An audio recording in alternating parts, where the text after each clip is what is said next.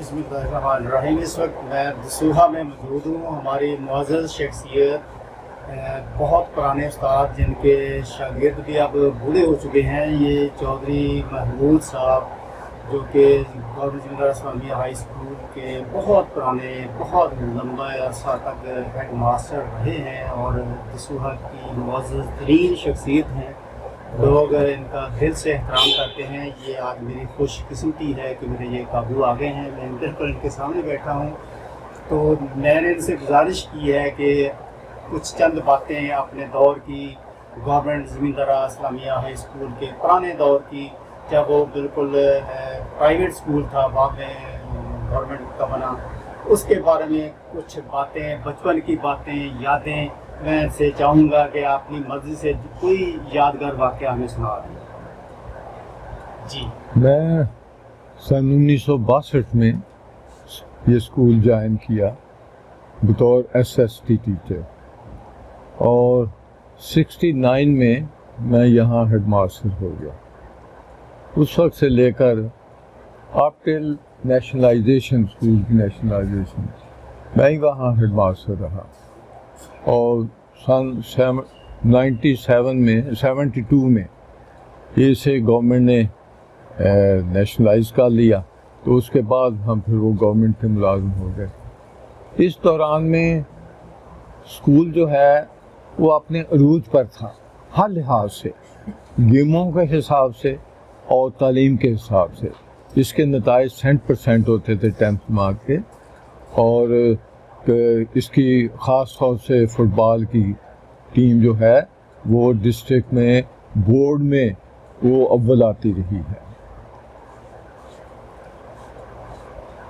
اس کے علاوہ بذات خود اس کی گرینری ارد گرد میں دور دراز علاقوں میں مشہور تھی کہ اسکول کا اس طرح خوبصورت ہے، اس کی گرینری اتنی شاندار ہے، بلکہ ایک دفعہ یہ اس کو پریزیڈنشیل ایوارڈ ملا، تو یہ ایک بڑی آنر تھی اس وقت کہ سارے پاکستان میں یہ اسکول جو ہے، اس کو بھی، جہاں وہ میرا خیال 8 اسکول تھے جن کو یہ ملا، تو یہ اس کو بھی ملا۔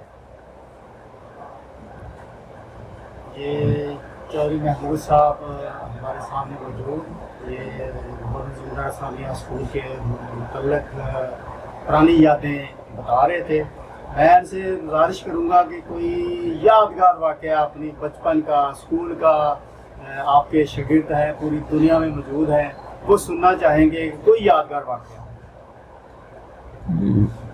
اس وقت تو ایسی کوئی بات نہیں میرے ذہن میں جسے میں کہوں کہ وہ فلاں واقعہ ہے۔ یہ تو آپ کوئی بات پوچھیں تو اس کے متعلق میں بات کر سکتا ہوں۔ کوئی جب یہ اسکول پرائیویٹ تھا تو اس وقت تعلیمی معیار کیسا تھا، اس کے بارے میں وضاحت فرما دیں۔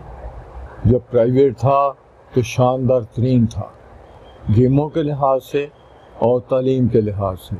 جب نیشنلائزیشن ہوئی تو 1-2 سال کام جو ہے وہ اپسیٹ ہوا، لیکن اس کے بعد پھر میں وہاں 78 تک وہاں رہا، تو ٹھیک ٹھاک تھے، رزلٹ ہمارے ٹھیک تھے، گیمیں ہماری ٹھیک تھیں، ایسا ہی چلتا رہا۔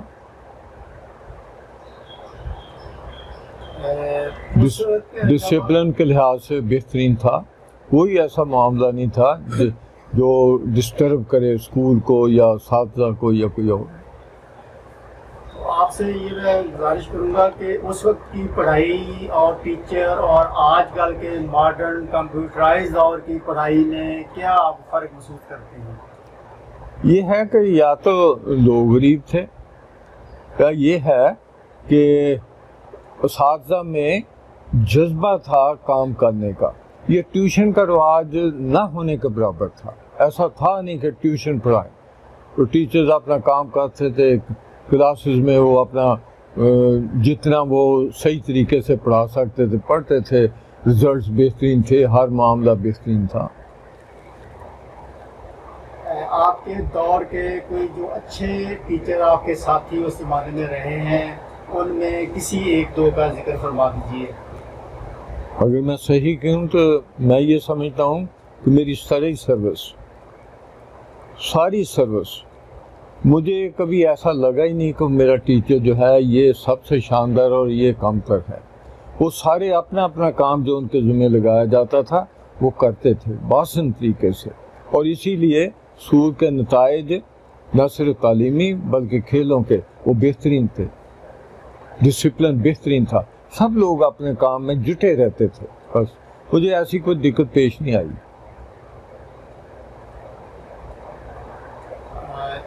یہ آج کل کے دور میں جو اسٹوڈنٹس ہیں وہ اپنے استادوں کا احترام کم کرتے ہیں, اس کی کیا وجوہات ہو سکتی ہیں سر؟ آپ کا بڑا ایکسپیرینس ہے. یہ اگر میں صاف بات کروں تو پتہ نہیں کون کون ناراض ہو جائے. بات یہ ہے کہ اس وقت جب آپ ٹیچر کو کوئی لالچ نہیں ہے, وہ الٹ پلٹ کام نہیں کرتے, تو پھر بچے جو ہیں ان کی رسپیکٹ کرتے ہیں. جب ٹیچر جو ہے وہ بچوں کے ساتھ اس طرح کا میل ملاپ کریں جیسے دوستوں کا ہے, یا ان سے کوئی کھانے پینے کی تمنا کریں, تو پھر یہ ظاہر ہے کہ پھر ان کے دلوں میں عزت نہیں رہتی.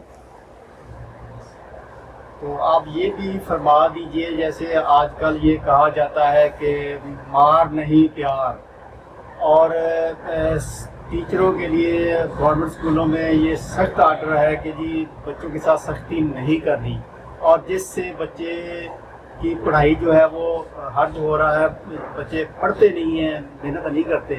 تو آپ کا کیا خیال ہے کہ یہ سختی ہونی چاہیے یا نہیں ہونی چاہیے؟ یہ ملی جلی بات ہے. اس وقت معاشرہ اور اس وقت کے معاشرے میں فرق ہوتا جا رہا ہے. اس وقت بچوں کے والدین یہ چاہتے تھے کہ ہمارے بچے پڑھ جائیں, اور وہ بچے ان کے کنٹرول میں بھی ہوتے تھے. ہمیں کبھی اساتذہ کو شکایت ہوتی تھی تو ان کے والدین کو بلا لیتے تھے, اور وہ کہتے تھے, ان کو بتا دے کہ آئندہ ٹھیک ٹھیک پڑھنا, یہ نہیں کرنا, وہ نہیں کرنا. اب میں بھی اسی پروفیشن میں ہوں. اب ان کے والدین کو بلائیں تو میرا خیال ہے 50% والدین کا ان پر کوئی ہے ہی نہیں ان کا کنٹرول. بس یہ معاشرہ جو ہے اس میں یہ اپنا کام بھی کر رہا ہے. اچھا سر, آپ سے یہ گزارش ہے کہ گورنمنٹ زمیندارا اسلامیہ ہائی اسکول کے بارے میں تھوڑا سا میں ایک سوال پوچھوں گا. وہ یہ ہے کہ جب یہ اسکول بنا,